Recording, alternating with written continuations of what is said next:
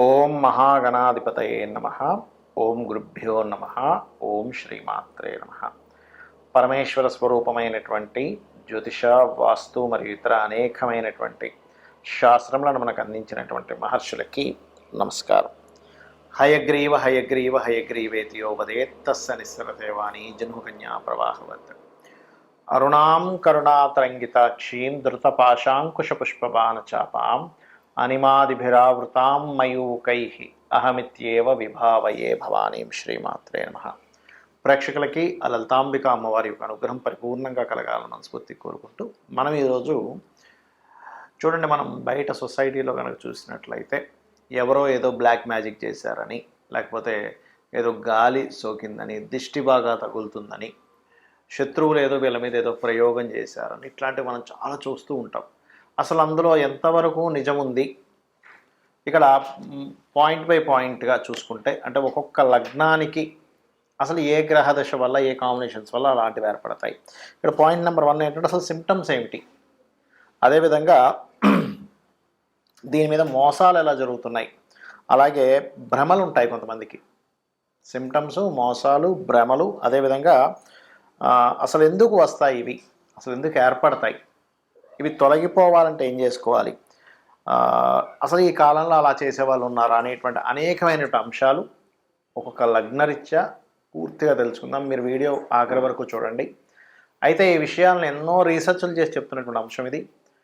ఈ యొక్క అంశం చెప్తుంది నేనైనప్పటికీ కూడా చెప్పేస్తుంది సాక్షాత్ లలితామ్మవారిగా భావిస్తూ భ్రమల్ని, భయాల్ని పోగొట్టుకోవడానికే ఈ వీడియో పర్టికులర్గా చూడండి, మీకు అర్థమవుతుంది. వృషభ లగ్నము, వృషభ రాశి. వృషభం వారి కనుక చూసుకున్నట్లయితే పర్టికులర్గా మీకు ఇందులో రవి 4వ అధిపతి అవుతాడు. అంటే ఒక్కొక్క దాన్ని బట్టి ఉంటుందండి. ఒక్కొక్కసారి మీకు రవి పాడయ్యాడు అనుకోండి, ఉదాహరణకి ఏదైనా ఇల్లు మారినప్పుడు, స్థలం మారినప్పుడు ఆ స్థలంలో ఉండే దోషం వల్ల ఇట్లాంటి సిమ్టమ్స్ ఏర్పడతాయి, గుర్తుపెట్టుకోండి. అంటే వృషభం వారు ముఖ్యంగా రవి దశల్లో, రవి కనుక రాహుతో కనెక్టివిటీ ఉన్నప్పుడు స్థలాల వల్ల, గృహాల వల్ల ఏర్పడుతుంటాయి. ఇది బాగా అర్థం చేసుకోవాలి. అలాంటప్పుడు ఏం చేయాలి? సూర్య నమస్కారాలు చేసుకోవడం, రవి ఏ గ్రహాల ద్వారా పాడైందో తెలుసుకోవడం. ఒక్కొక్కసారి అది ఎట్లాంటి సిమ్టమ్స్లోకి వెళ్తుందంటే, ఆ 4వ అధిపతి అయినందుకు కొంచెం దాని ఎఫెక్ట్ తల్లిదండ్రుల మీద పడడం, లేదా అధికారుల యొక్క ఒత్తిడి.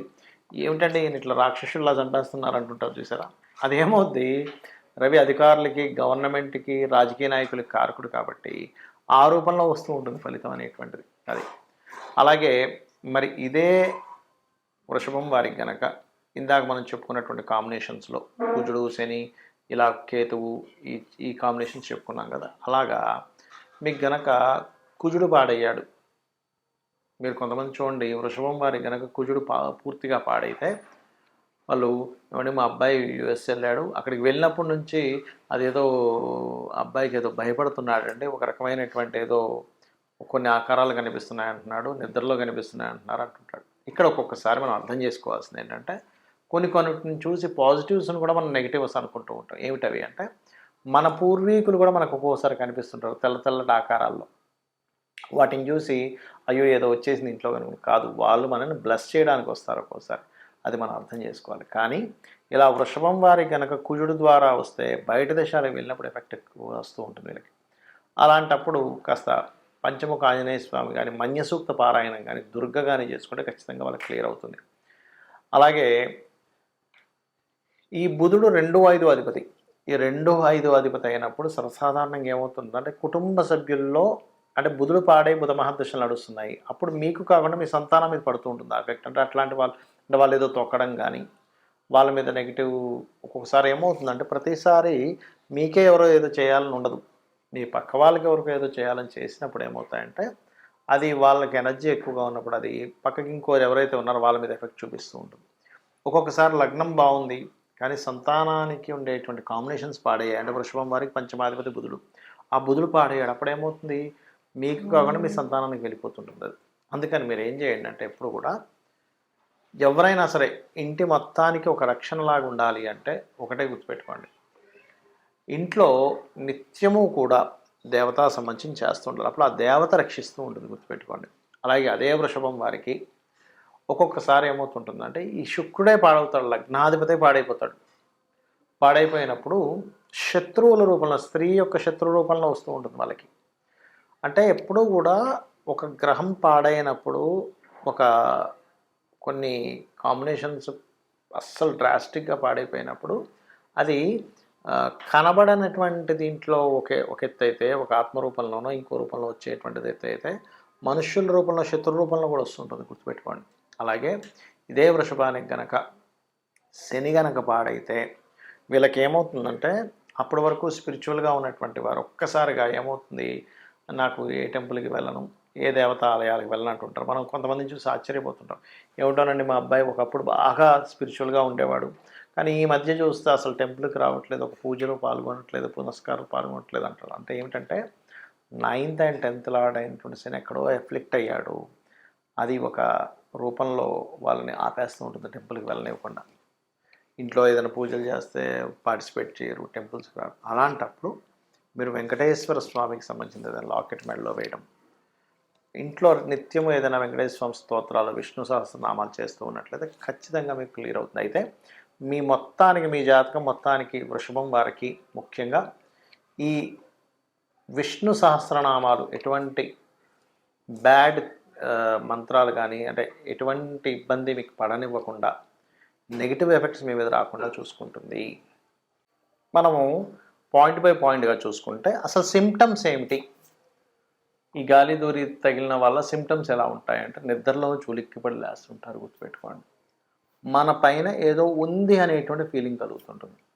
అది సమ్ టైమ్స్ నేను ఇందాక చెప్పినటువంటివి ఏవైతే ఇప్పుడు శని కానీ, కేతువు కానీ, పాడైన బుధుడు కానీ, పాడైనటువంటి రవి కానీ, రాహు కానీ, ఇట్లా ఈ కుజుడు, నీచంలో ఉన్న కుజుడు కానీ ఈ దశలు వచ్చినప్పుడు సహజంగా ఏమవుతుంటుందంటే, విశ్వంలో భగవంతుడు క్రియేట్ చేసిన సృష్టిలో పాపగ్రహ సంబంధాలు పాడై మహాదశలు, అంతర్దశలు, ప్రత్యంతర్దశలు నడిచినప్పుడు ఇక్కడ ఉన్నటువంటి కొన్ని పిశాచాల బాధలు పడుతూ ఉంటాడు మనిషి.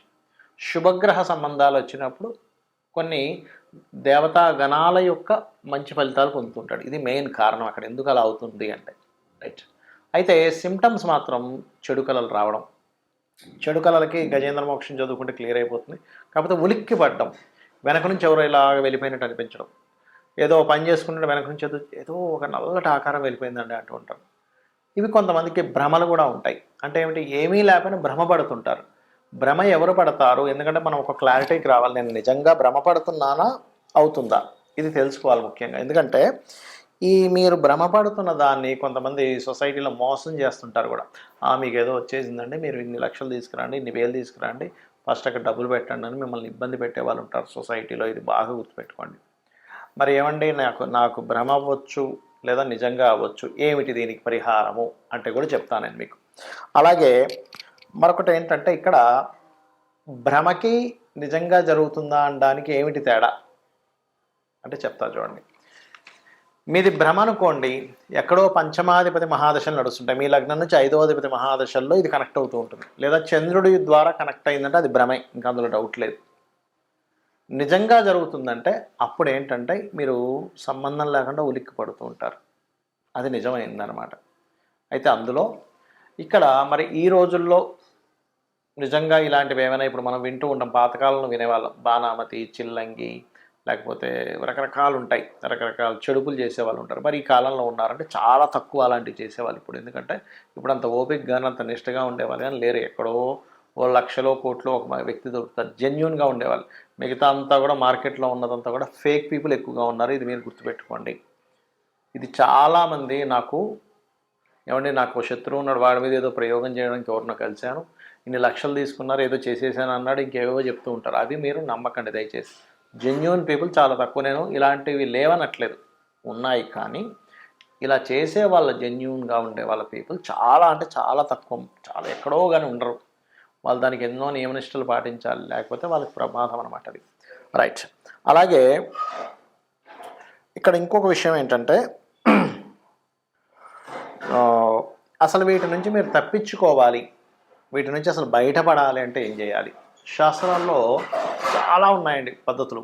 ఒకటి, నిత్యము చండీ ఇంట్లో కనుక పారాయణం జరిగింది, లేదా లలితా సహస్రనామాలు ఇంట్లో పారాయణం జరుగుతుంది, రోజు ఉదయం సాయంత్రం లలితా సహస్రనామాలు చదువుతున్నాయి,